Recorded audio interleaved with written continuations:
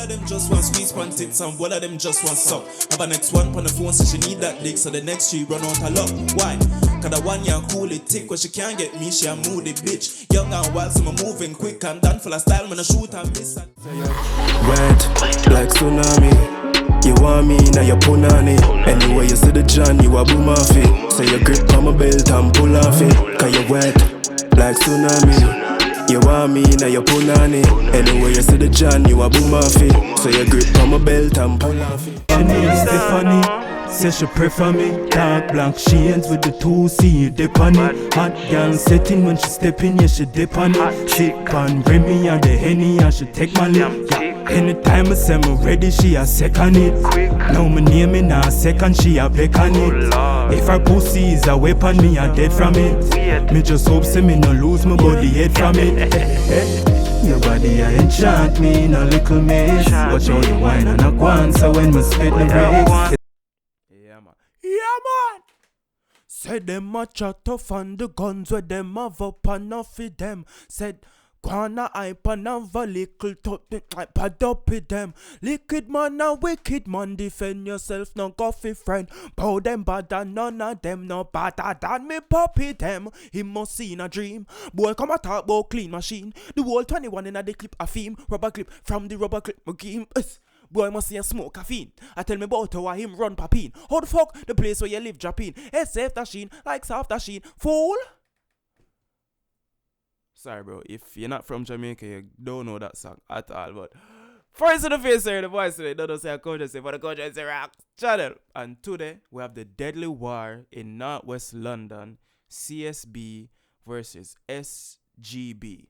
Now, Skyboy actually commented on the channel. I was like, yo bro, I would have loved to see a deadly war in NorthWest London reaction. So I was like, bro, I have to do it. You understand? So we already know say NorthWest, you know what I'm saying, real wild west. You understand? It's going crazy. It's been going crazy.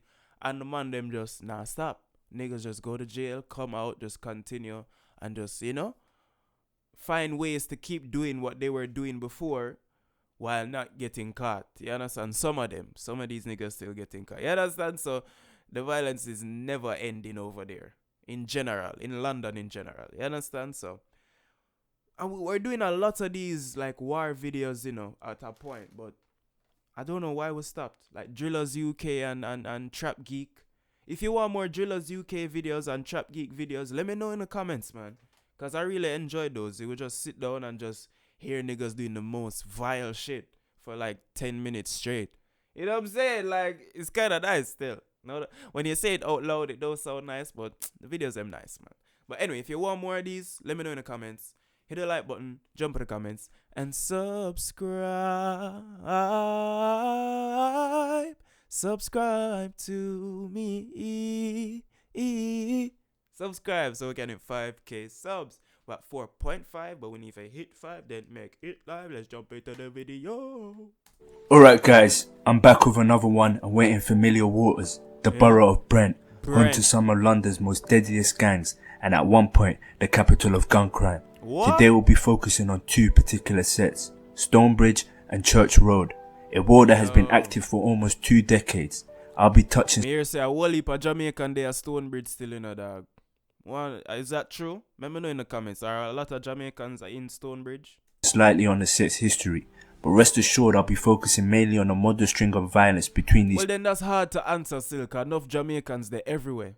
But I mean, like, is it like a heavy Jamaican concentrated, you know, area? Like Brixton or, you know what I mean? Two sets. The past history is a bit murky and many people disagree on certain events, so aspects of it is best to be left alone, especially when I can't verify certain details. Tonight, we get an unusual glimpse into why the war on drugs is failing. Jamaica is one of this country's closest friends and favored trading partners. We give Jamaica more U.S. aid than any other Caribbean country. We also export a voracious appetite for drugs. So, Jamaican organized crime is flooding this country with tons of cocaine and marijuana. And along with the drugs, Jamaican gangs, or posses as they're called, have imported a brand of cruelty that's second to none. Now let's take... Yo, don't make the man them fool you, brother. Our cruelty is not second to none, brother. We not as cruel as the South American them, And even them, some man more cruel than them out there, bro. Our Jamaican body, we're bad in that, but we're just bad and brawling and violent and rare, you know? Some man are real, like, would all kill 1 million people one time. You know what I'm saying? Like, as a yard man, we don't really do that, bro. It's just if you have fuck with the money, we have to do what we have to do. But some man are real evil, bro. Man, I like how the man make it seem like, say, yo, we're just the worst and we have the most connects with USA when it comes on to drugs, bro. We're Jamaica, bro. We're not Colombia, bro. Take it way back to the 90s. Don't get me wrong, you know, I do know that there is a huge connection, especially between Miami and Jamaica, you know, bro. Don't get me wrong, you know, bro. We know these things, you know, but it's not how we make it seem. Like, we have the druggists, them, you know. We have a lot of druggists out here, you know, but not like some other countries. Winston Harris, aka Escobar, and his fellow yardies relocated from Jamaica into New York City. Escobar. They were known as the Lock City Crew. There was an American dream on the table, and everyone wanted a piece of it. They started distributing drugs in Queens. However, after several murders and drug-related crimes, Escobar and his gang fled to London to avoid the FBI, one of the rare occasions where gang members understood when to stop rolling the dice. Once they touched down in London, they settled into Brent, where they recruited members from all over the borough and imposed their violent style of dealing with issues, causing them to grow very quickly and to take over the borough. Now on to the 2000s. A new generation of youngsters forming their own sets came into play. The Thugs of Stonebridge and the Church Road Soldiers. The hatred between these two sets was so severe that innocents who lived in opposing estates would also be targeted.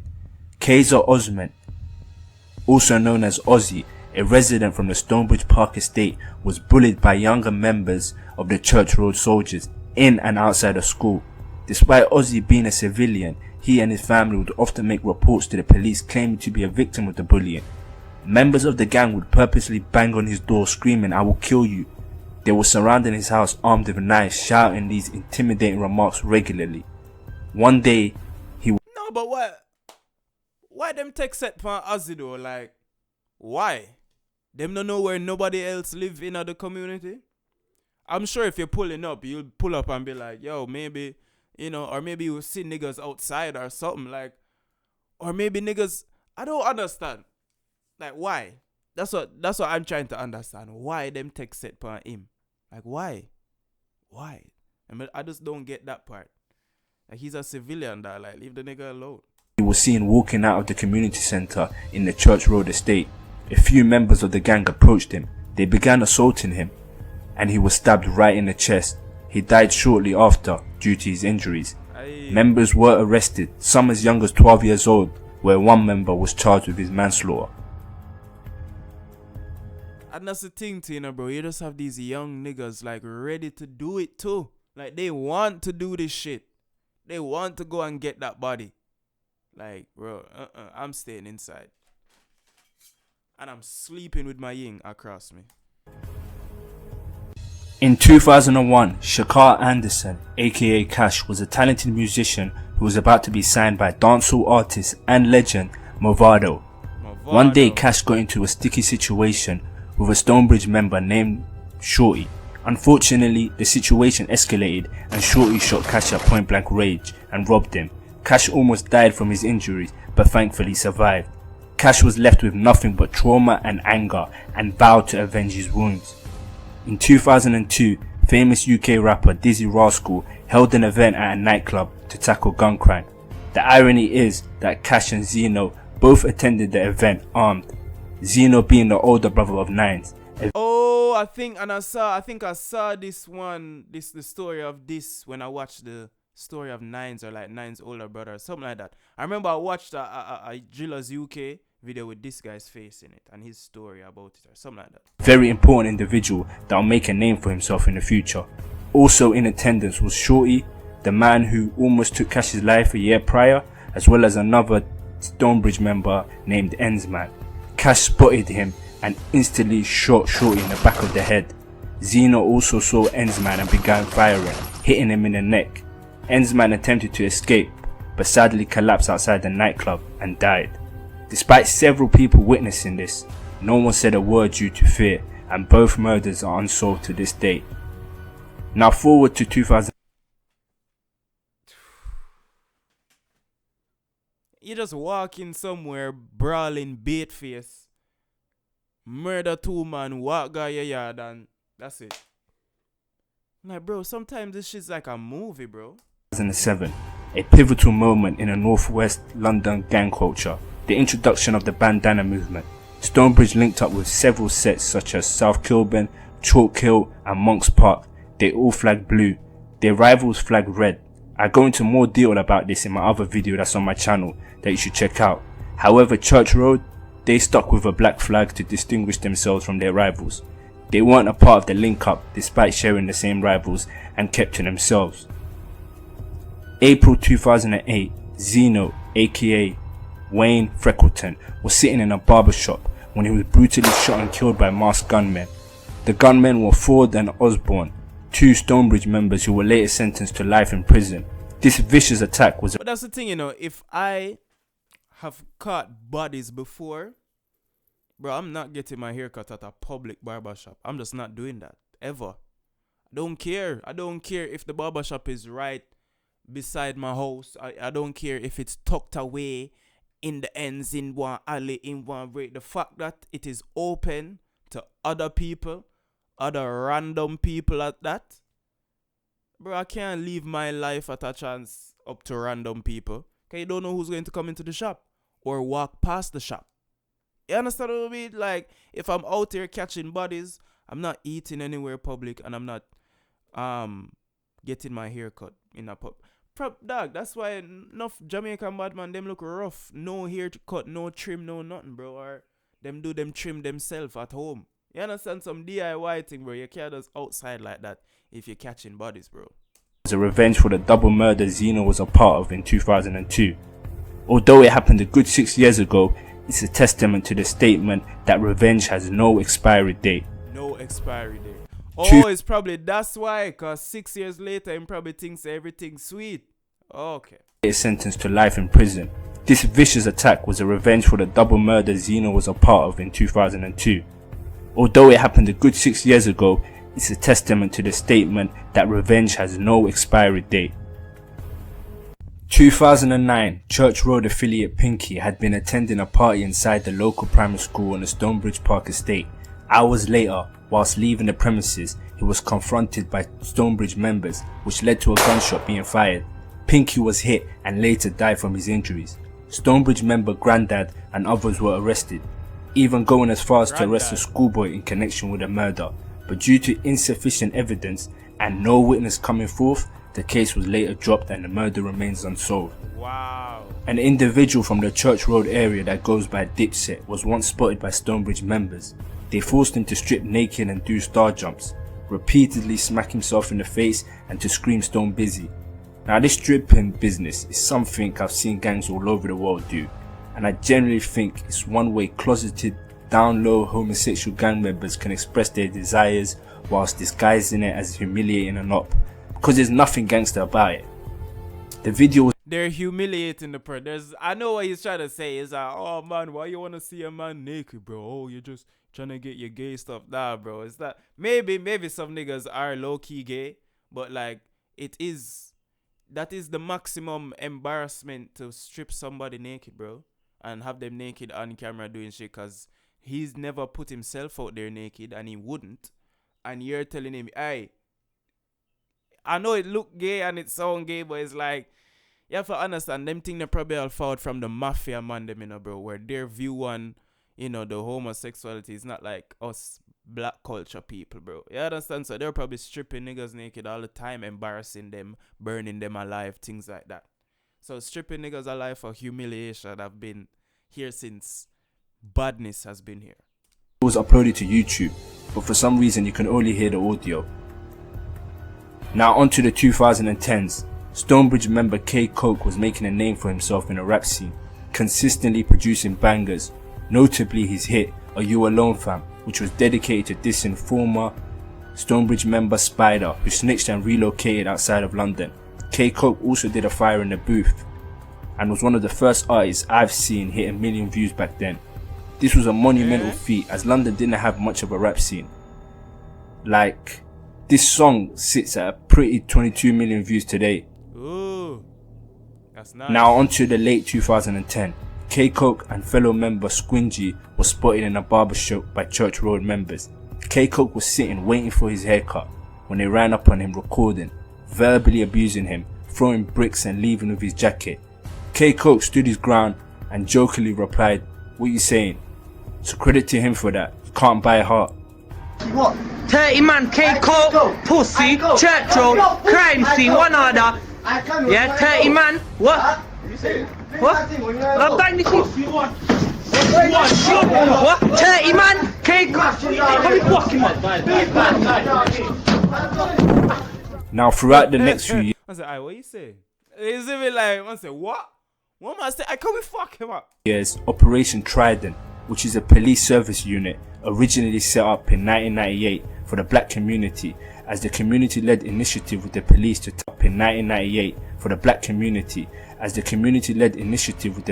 tackle gun crime and homicides disproportionately affecting African Caribbean communities. Trident successfully arrested many gang members for firearms and ammunition possession. This helped lower the crime within the borough of Brent, especially within the Harlesden area. Gentrification also played a part and had taken an influx as estates were demolished and rebuilt into council homes and flats. Wow. Many residents, including gang members, were forced to move out of the area due to high rent and some for criminal convictions. Yeah. Now come the 2017s and the war was brewing musically. K-Coke returned from his hiatus and dropped Liquor Man and replied to Nine's hit title Trapper of the Year when Nine said, "If I had a record deal, I still ain't laying down my weapon." This is a reference to K-Coke's song with Rita Ora where the hook says, "Lay down your weapons." K-Coke's response was said, "Lay down your weapons to the kiddies and that. I never laid down mine, I got a fizzy and a Mac." In other words, I was telling the kids to lay down their weapons. I still got mine. K-Coke didn't stop there. Mine. He crossed the line and talked about Zino. I didn't know K-Coke had a song with Rita Ora. That mean the man them, you know what I'm saying, was going mainstream. Man them just love the streets though. The older brother of Nines who got gunned down in a barbershop. The lyrics read, "Fuck boy, you're not 30, your brother died in 06. Now come 2018, the rise of the new generation. Many Thugs of Stonebridge members got locked up on drug offences and firearm charges. This led to the extinction of SGB and made way for the new upcoming generation who formed SOS, aka Shoot on Sight. Prominent members included Crash Corn, Little Shanks, Little J. The alliance were newer generation of the South Kilburn and Chalk Hill estates, now known as A9 and SSK. Over the years, more alliances have emerged with other gangs such as CGM and LG8. Yeah. Just like their rivals, Church Road would also usher a new generation of CSB members, which consisted of prominent members such as Chapo, Sav, Q2T, Screamer, and many more. Yeah. Unlike Stonebridge though, the younger The free Chapo dog and then Screamer. Was he on the case as well, or did he just not make music after Chapo get, sent to jail? God, them was doing well, Chapo and Screamer, them have some nice songs. I mean, have the song with DTG as well. Like, bro, they were doing well. But just the streets, man. generation will keep the name CSB going. They were going to make music and adopt the popular UK drill sound. Now remember Big Keys I talked about earlier? Well, his nephew, Rico Finlayson, was stabbed 10 times in the Church Road area. Bro, but even look at this right here. You can tell that these are scars, bro. Like, this nigga has been fighting his entire life. Thankfully, paramedics managed to save his life. Meanwhile, oh, this is after the 10 stabs. Oh, okay. I thought this was before, but still. Alright, if it's a 10 stabs cause this, then fine. But if he had any other these scars before, then this nigga has been outside fighting. Times in the Church Road area. Thankfully, paramedics managed to save his life. Meanwhile, his father, Justin, has just secured funding to expand a charity that tackles knife crime. In August 2017, the father launched a music outreach project, which was a double-decker bus converted into a music studio, which picked up gang members from Church Road in the Harlesden area in the morning and Stonebridge gang members in the afternoon. He wanted to inspire the youth within the community instead of being on the road committing crimes to channel their emotions into art. On the 31st of May 2018, a 24-year-old man, known locally as Jay, was found with gunshot wounds on Lawrence Avenue at about 8:30 PM. He had been shot 11 times with a machine gun. Luckily, he survived the attack. It was How? Is this nigga 50 Cent? 50 Cent get shot 9 times and survive. You get shot 11 times and survive. It's like a competition now. Reported he had been at the wrong place at the wrong time, and the intended target was his friend, a Thugs of Stonebridge member. That's the thing, you know, bro. Once you have friends that in this badness thing, bro, just call it say you unite as well, bro. Don't half-heart, don't half-ass none of this shit. Because when they pull up, they ain't half-assing nothing. They're gonna fully M you off, bro. Or fully try to.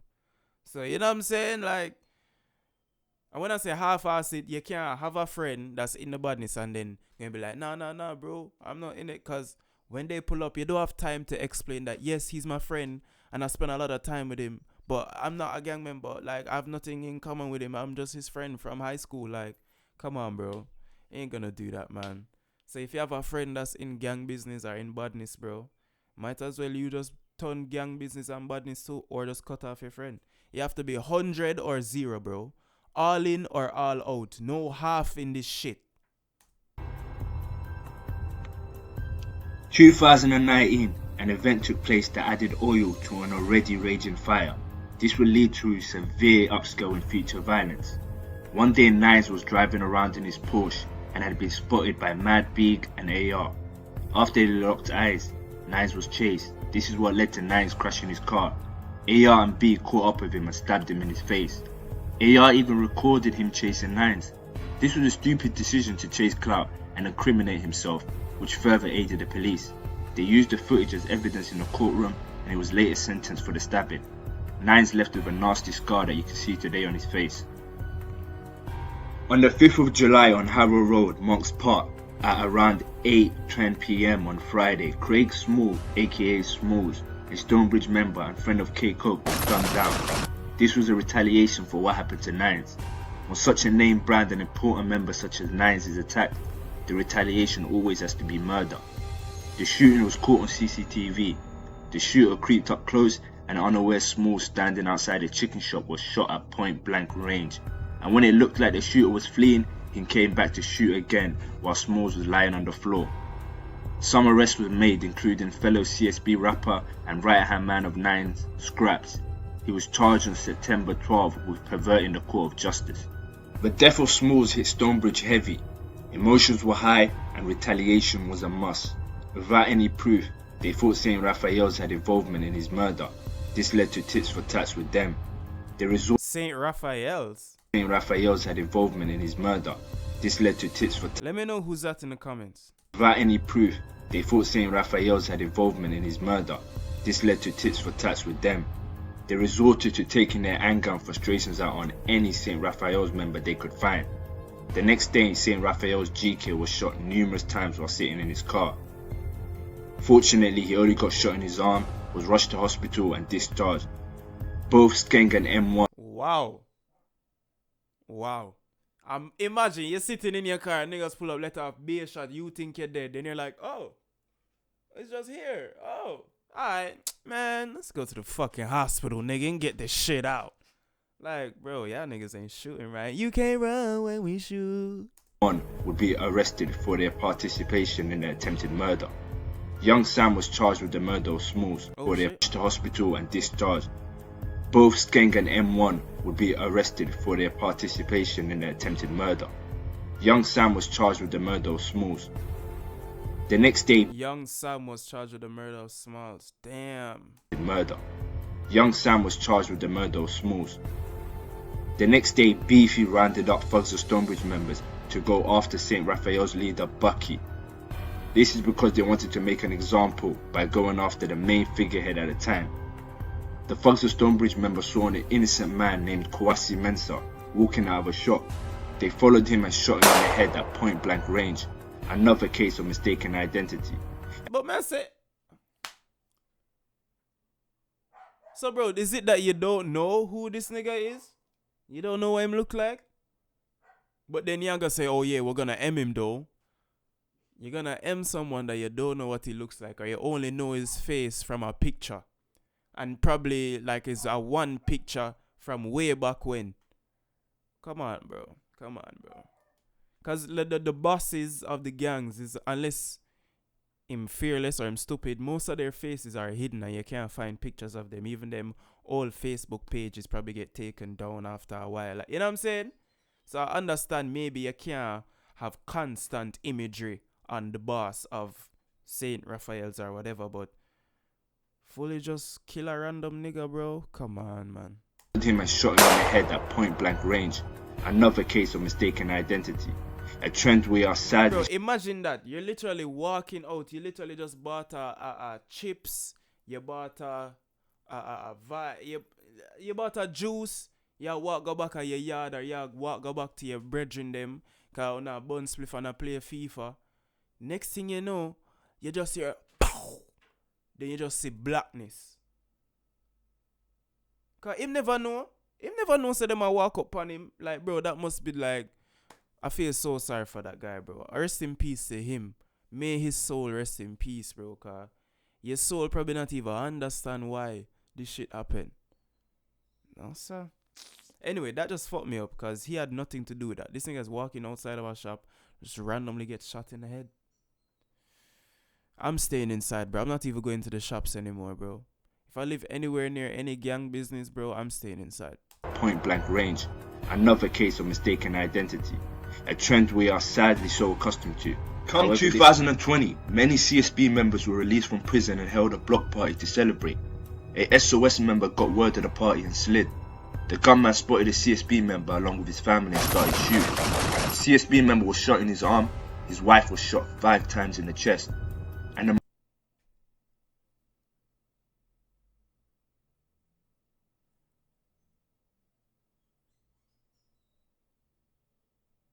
Sorry. I'm reading the thing and trying to listen to remember what he said. Wife gets shot in the chest 5 times?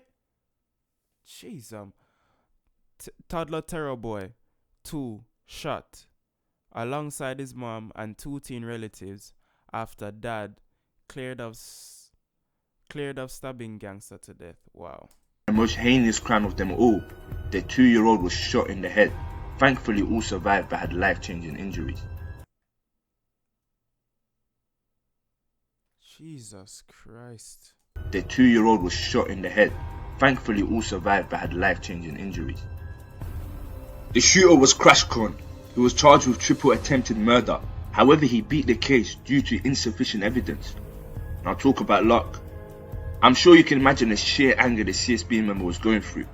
It's one thing being shot, but to have your family, your wife and your young child inflicted with life-changing. It's one thing. Oh my God, man. Being shot. Wait. Hold on. Tevon Williams was arrested for the murder. Yeah. Okay. But to have your family, your wife and your young child inflicted with life-changing pain, trauma and injuries, I couldn't comprehend the level of revenge that he was contemplating. Now remember how this video started in Jamaica? Well, let's take it back there. As revenge for what Crash Corn did, his father was assassinated in Jamaica as revenge. An innocent baby and wife shot, and now an innocent father was taken all because of what his son had did. This vicious cycle looks like it may never end. It just dies down for a bit, and until another event re-triggers it. How many lives taken, spanning through 3 different generations in 3 different countries? How many civilians were taken that had nothing to do with it? See, I don't like preaching as everyone already knows what the streets entail. It's either death or prison, and if you're lucky enough to make it out, you certainly don't without trauma and misery. What's the point of being the one who made it if you can't enjoy it with your friends because they were murdered? That's survivor's guilt. If you like what I do, make sure you give this a like and subscribe. Plenty more to come in the future. And make sure you follow me on Instagram too, at PagansGetGot. Nah, still. Leave the roads alone. Stay inside. Preach peace, positivity, prosperity, and protection. You understand? I like this still. I didn't even know say Escobar did. From when him did do it 90s or 80s or... You understand? I didn't even know Escobar forward. I went to New York first and then had to flee and go to Brent to run from the FBI. Bro, that's how druggy this nigga was. This nigga is a fucking real ass drug dealer, bro. Anyway, maybe I need to take some notes, nigga. Maybe. I joke. Any joke. I'm a YouTube drug dealer. I'll give you the drugs in the YouTube, bro. You know what I'm saying? So hit the like button, jump in the comments. Tell me if you like this. Tell me if you don't like it, bro. Like the amount of innocent situations over here and thing like it's crazy and it's fucked up, bro. And I want to hear what you have to say about it in the comments. I want to know your opinions, if you like it, don't like it, what shocked you, what intrigued you, what interested you. You know what I'm saying? Hit the like button, jump in the comments, and subscribe. Subscribe to me. Subscribe so we can hit 5k subs at 4.5, but we need to hit 5 and make it live. Let's jump out the video. All of them just want squeeze one tits and all of them just want suck. Have a next one on the phone so she need that dick, so the next she run out of luck. Why? Cause the one ya cool it tick, when she can't get me, she a moody bitch. Young and wild, so I'm moving quick and done full of style, when I shoot and miss and Wet like tsunami. You want me, now you punani.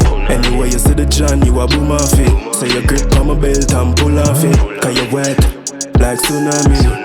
You want me, now you punani. Anyway you see the John, you a boom off it. So you grip on my belt and pull off it. She named Stephanie, say she prefer me. Dark black shades with the 2C dip on it. Hot girl setting when she step in, yeah she dip on it. Sick on Remy and the Henny and she take my lip.